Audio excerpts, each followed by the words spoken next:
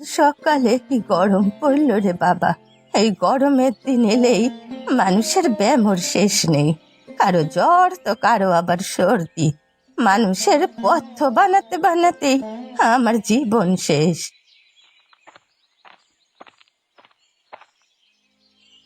ইরে পোড়ামুখী, সকাল হতেই কোথায় বেরিয়েছিলি শুনি? আমার জন্য যে কত সুপারি আনতে বলেছিলাম, সে খেয়াল আছে তোর? মা গো মা, এই বুড়ি তো আমার হাড়পিত্তি জ্বালিয়ে খেল রে। বলি সারাদিন আমাকে দিয়ে এত কাজ করাও, তবুও তোমার মন ভরে না বুঝি? কি এমন রাজকাজ করিস শুনি?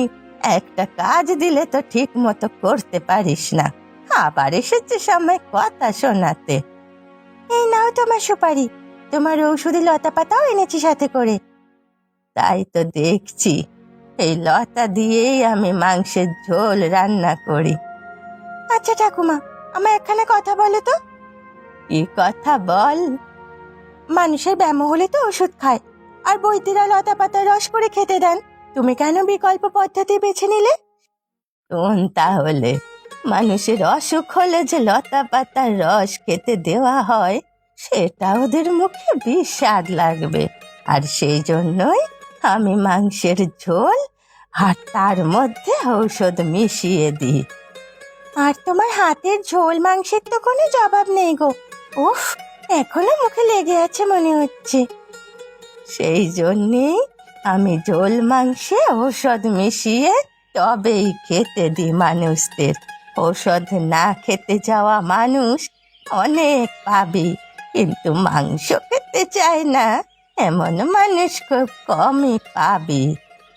তোমার মাথায় তো ভারী বুদ্ধি গো ঠাকুমা, এই জন্যই সবাই তোমার পাকা বুড়ি বলে ডাকে।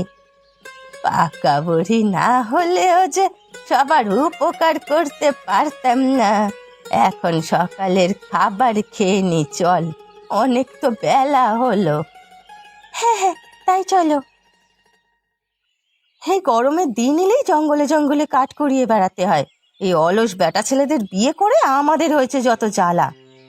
তুমি ঠিকই বলেছ দিদি, একদিন কাজে যেতে পারে না, তার আগেই নাকি তাদের শরীর খারাপ করে। এটুকুতে গলে পড়ে যেন ননির পুতুল।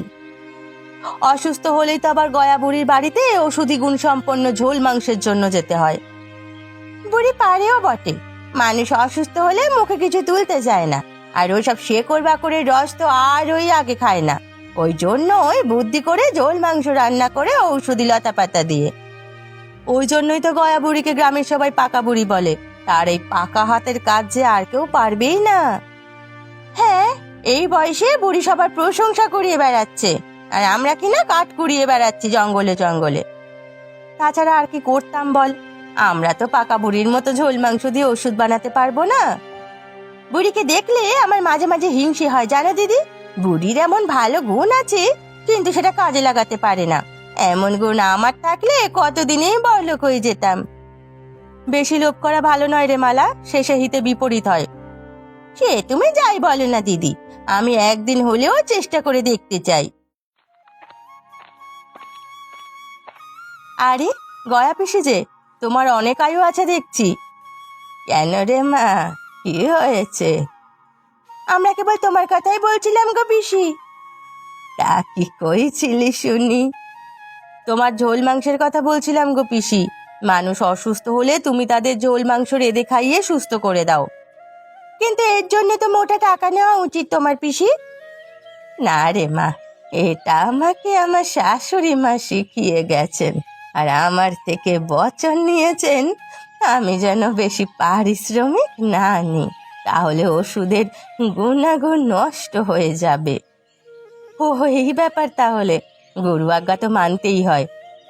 তোরা থাক, আমি যাই। এই লতাগুলো দিয়ে বিমলের বাড়িতে ঝোল মাংস রান্না করে দেব।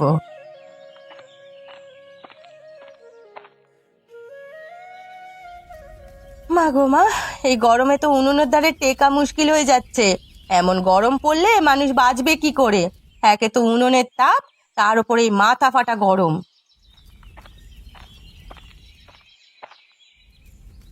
মা, ও মা, তোমার রান্না কতদূর হলো?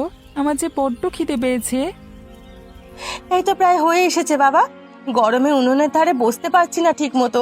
রান্না করব কি? আজ কি রান্না করেছো মা?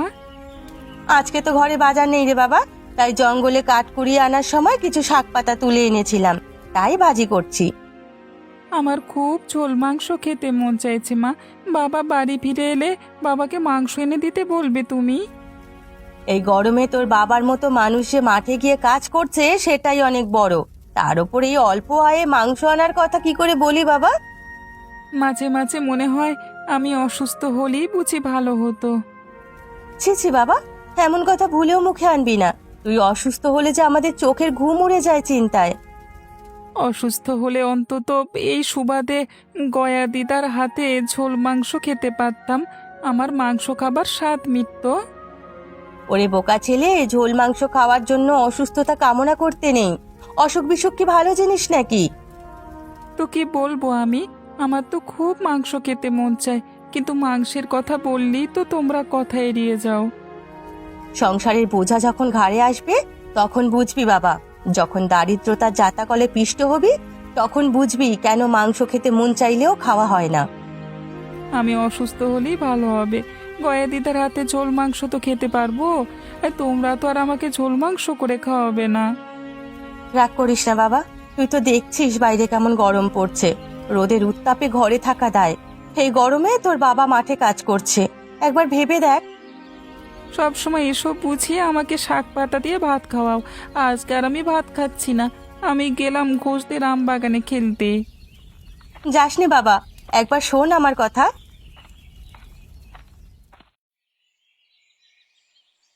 যা গরম পড়েছে, এই গরমে মানুষের অবস্থা খারাপ হয়ে যাচ্ছে, আর সবার জন্য আমাকে মাংসের ঝোলের জোগাড় করতে হচ্ছে। এই গরমে উনুনের ধারে বসাও যায় না। ননি, ও ননি, একবার এদিকে আয় তো। মরণ, এই বুড়িটার জ্বালায় দুদণ্ড বসে যে বিশ্রাম নেবো তার উপায় আছে আমার? কি হয়েছে বলো? ভর দুপুরে আমাকে একটু জিরোতে দেবে না নাকি তুমি? ওরে পোড়ামুখী, আমি এদিকে মানুষের জন্য পত্র বানাচ্ছি, আর উনি কিনা জিরোতে বসেছেন। বলি আমার কাজে একটু হাত লাগালে কি হয় শুনি? কোন কাজে হাত লাগাই না আমি? তোমার কোনো কাজই তো আমাকে ছাড়া হয় না। আমাকে দুটো রেঁধে খাওয়াস বলে এত দেমাক দেখাস না চুরি। এই গয়া এককালে সারা গাঁয়ের লোককে নেমন্তন্ন করে একা হাতে রেঁধে খাইয়েছে। ওসব থাক, ওই গাল গল্প আমাকে শোনাতে এসো না। কি জন্য আমাকে ডেকেছো সেটা বলো। আরানের ব্যাটার নাকি বড্ড অসুখ করেছে, ঠান্ডা মাথা ব্যথা হচ্ছে, কিছু মুখে তুলতে পারছে না। তাই হারান একটা দেশি মুরগি দিয়ে গেল, এটা দিয়ে ঝোল মাংস রান্না করে দিলে তুই একটু দিয়ে আসবি? একদম না, সেবারে কুটনি মেয়ে ছেলেটা আমার সাথে সে কি ঝগড়াটাই না লাগালো, আর তুমি কিনা আমাকে ওদের বাড়ি ঝোল মাংস নিয়ে যেতে বলছো। শোন দিদি ভাই, মানুষ বাঁচি আর কদিন বল, আজ মরলে কাল দুদিন, তাই আমাদের কাছে কারো কখনো রাগ পুষে রাখতে নেই। সে তুমি যাই বলো না কেন, ওই ঝগড়াটে মহিলার বাড়ি আমি ঝোল মাংস নিয়ে যেতে পারবো না। তুই কি চাস তোর জন্য একজন অসুস্থ রোগী কষ্ট পাক? এবেলা আমার ভালো জ্ঞান দিতে এসেছো, তোমার জন্য এখন আমায় ওই হারান জেঠুর বাড়িতে যেতে হবে এই দজ্জাল বউটার কাছে। মানুষের উপকারেই তো আসল মহত্ব রে দিদি ভাই। দেখ না, সারা জীবন আমি মানুষের উপকারের জন্য এই ঝোল মাংস তৈরি করে খাওয়াই। সবার জন্য এত কিছু করে কি পেয়েছো শুনি? সেই তো মানুষ 10টা টাকা দিয়ে যায় আমাদের মাত্র। আমি তো এটা করি উপকারের জন্য, এটা তো আর আমার আয় রোজগারের জন্য করি না রে দিদি ভাই। হয়েছে হয়েছে, এখন বেশি কথা না বলে আমাকে ঝোল মাংসটা দাও, আমি দিয়ে আসি। একটু দাঁড়া দিদি ভাই, ঝোল মাংসের সাথে ঔষধি লতা পাতার রসটা মিশিয়ে দিই। এই নে দিদি ভাই, এটা গিয়ে হারানের বউকে দিবি। ঠিক আছে।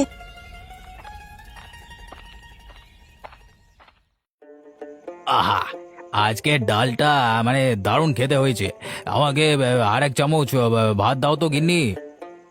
হ্যাঁ, কাজ কামার নেই, শুধু খাই আর খাই। বলে 2 পয়সা রোজগার করার তো মুরদ নেই। খাবার বেলা পেটে এত জায়গা আসে কোথা থেকে শুনি? কি করব বলো গিন্নি, আমি তো আর ইচ্ছে করে কাজ না করে বসে থাকি না। এ কদিন রোদের যা উত্তাপ পড়েছে, মাঠ ঘাট সব ফেটে চৌচির হয়ে আছে, মাঠে কোনো কাজই নেই। মাঠে কাজ নেই তো কি হয়েছে? সারা পৃথিবীতে আর কোথাও কাজ নেই? লোকের বাড়ি থেকে চাল ডাল চেয়ে এনে রান্না করবো নাকি আমি? লোকের বাড়ি থেকে চাল ডাল চেয়ে আনলে কখন মা? আমি তো দেখলাম দিব্যি তুমি রান্নাঘরে মাটির পাত্র থেকে চাল নিয়ে রান্না করলে। একদম চুপ থাক তুই। বংশের লোকেদের মতো আড়ি পাতা স্বভাব হয়েছে বড্ড। আমি কি না ভাবি কিভাবে তোদের পেট চালাবো, আর তোরা বাপ বেটাতে মিলে আমাকে ফতুর করার ধান্দায় থাকিস। কেন মা, ঘরে চাল ডাল তো বাবার রোজগারই কেনা হয়েছে, এগুলো তার লোকে আমাদেরকে দিয়ে যায়নি। ও মা গো, এই ছেলের চোপা দেখো। ঠিক আছে, কাল থেকে আমি আর রান্নাই করব না। দেখি এবারে কি খেয়ে থাকিস। পেটের টান পড়লে আর পাকা পাকা কথা বেরোবে না। তা গিন্নি, তুমি অপুর সাথে রাগ করো না, ছেলে মানুষ